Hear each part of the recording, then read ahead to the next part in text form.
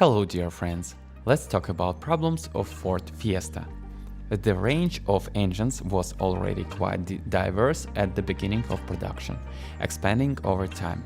The base petrol engine was the diuretic 1.25-liter four-cylinder engine already known from the previous generation, available in two versions of 44 and 60 kilowatts. Exhaust emission regulations have affected the construction of the engine, and so the new Fiesta provides only average dynamic parameters. It is suitable for driving around the city. The engine, especially the lower versions, quickly loses power at steep inclines or acceleration at higher speeds, especially at higher loads. The difference in dynamics between the weaker and stronger versions is especially at higher speeds. Consumption is about 6 and 5 liters. On the reliability side, both engines work very well, paying attention to actual mileage.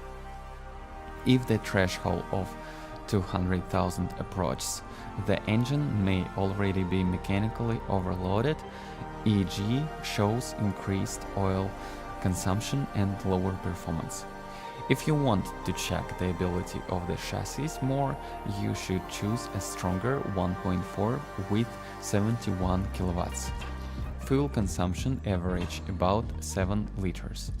The most powerful natural aspirated petrol engine in the Fiesta is the 1.6 Ti VCT with 88 kilowatts after the 77 kilowatts upgrade.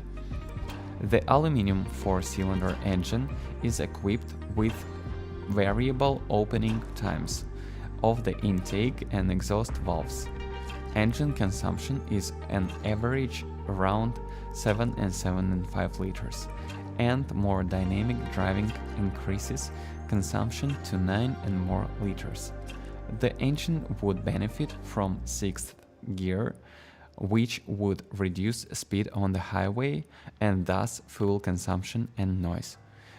They are very interesting engines, 1.0 EcoBoost turbo 3-cylinder, available in two 74 and 92 kilowatts versions.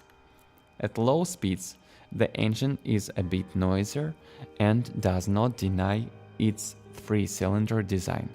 Above 2000 RPM, the engine will run quietly and offer fair performance, especially in the case of stronger versions. The low-speed turbo hole is noticeable but less pronounced than the larger Focus. Consumption averages about 6 liters. And the advantage is that even more dynamic driving does not increase too much and usually fits in at 8 liters. Ford Fiesta 6th generation 1.4 TDCi/1.6 TDCi. Those interested in diesel can choose between 1.4 TDCi 50 kilowatts and 1.6 TDCi 66 or 70 kilowatts turbo diesel.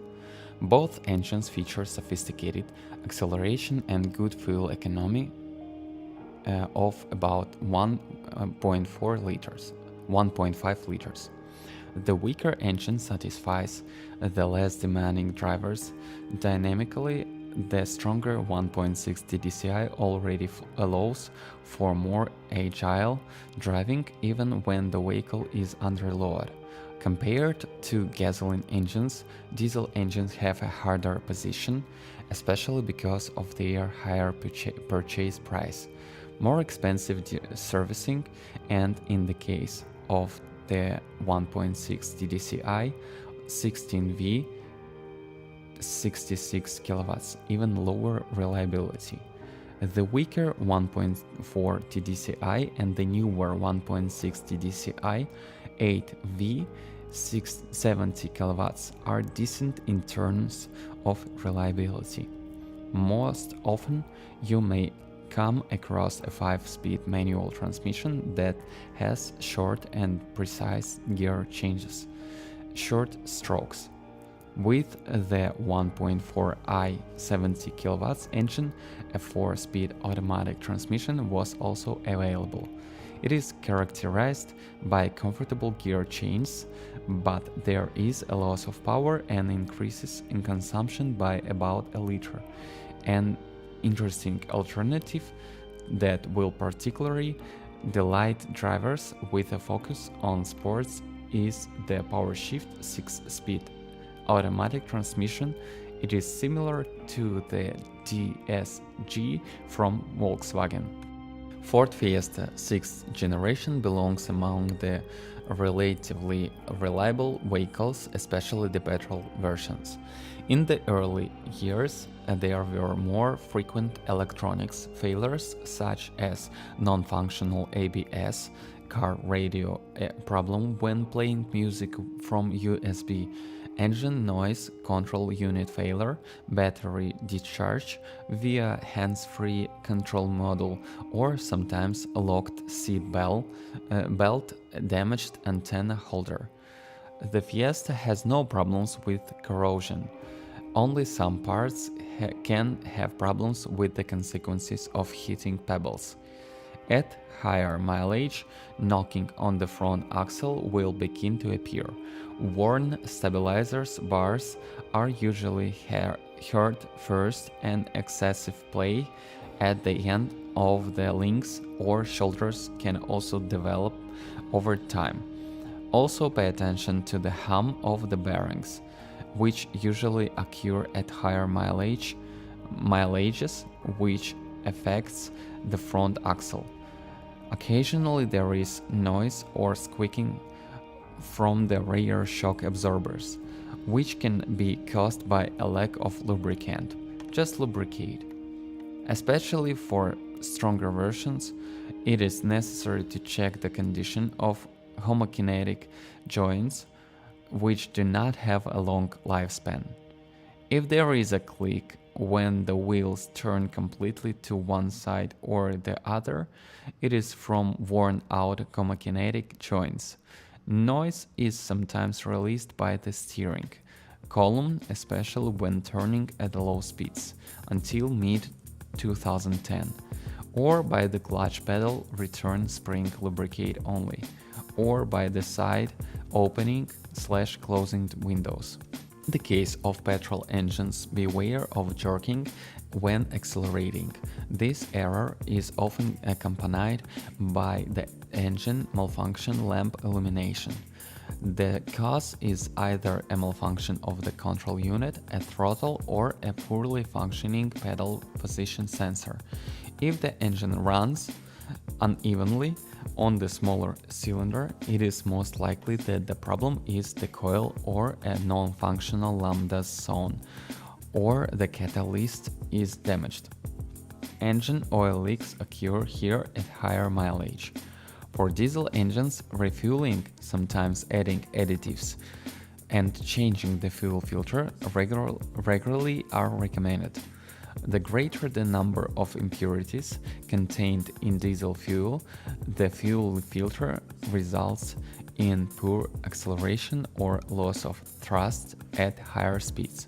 Of course, more impurities also pose a risk to the injectors that can clog, resulting in difficult start or improper start of the engine. Often, it will help the injectors to clean themselves professionally, but sometimes cleaning does not help. Oil leaks can occur over many miles, often due to crankcase ventilation hose leaks.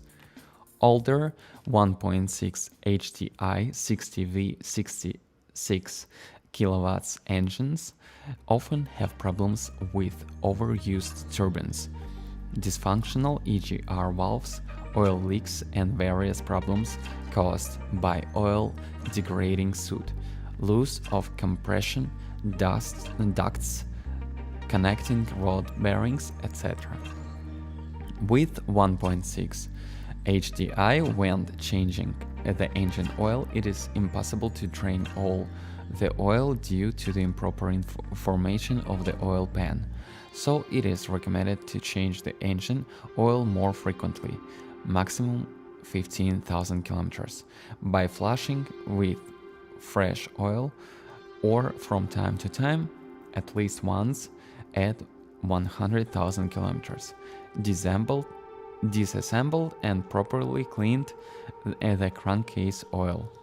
Otherwise, the deposits that remain at the bottom will flush out the new engine oil, which will adversely affect the engine and its components to wear out faster. In the case of the 1.40 DCI engine, beware of the sudden inability to start the cold and hot engine. This is a solenoid valve failure to control the pressure on the high pressure pump. The 1.40 DCI diesel engine leaks fuel in the return line and around the injector. The problem is manifested by the smell of diesel under the bonnet and in the cab. Higher mileage can mean excessively worn injectors, resulting in uneven and noisy idling, a poorer cold start or poorer performance, clutch engagement or noise when accelerating from lower gears.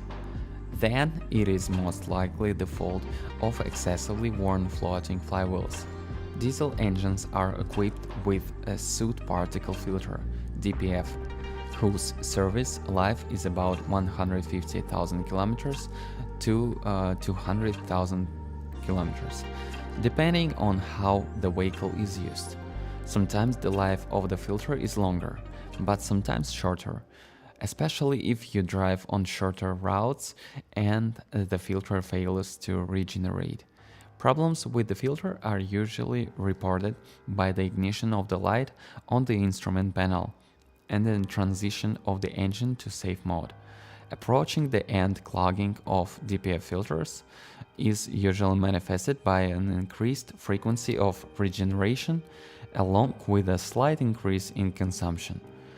For diesel engines, it is important not to extend the oil change service interval and to adhere to the max 15,000 kilometers.